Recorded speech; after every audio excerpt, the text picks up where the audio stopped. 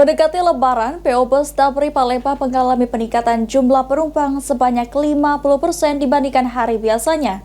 Pihak Damri sendiri menyiapkan 15 armada bus akap untuk mengantisipasi lonjakan jumlah penumpang.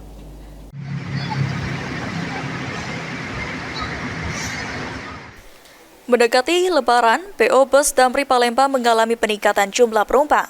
Staf usaha PO Bus Damri, Sarlin mengatakan, saat ini mulai terjadi kenaikan jumlah penumpang sekitar 50% dibandingkan hari biasanya, dengan tujuan mayoritas ke Pulau Jawa. Mengantisipasi lonjakan jumlah penumpang yang diprediksi terjadi pada H-4 Lebaran, Damri menyiapkan 15 armada bus akap.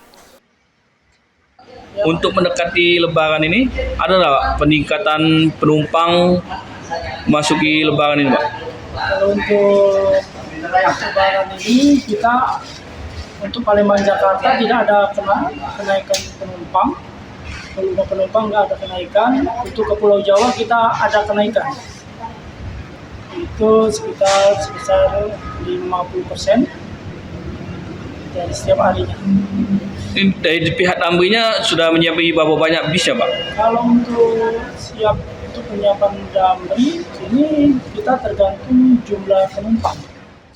Kurnia Wijaya selaku penumpang bus Damri menyampaikan, untuk saat ini harga tiket masih normal, tidak ada kenaikan.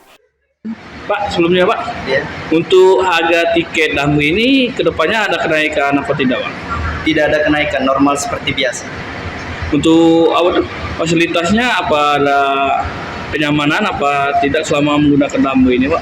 Alhamdulillah kalau fasilitasnya memadai semua, bersih juga, tempatnya nyaman juga di loket Damri. Idham Pal TV.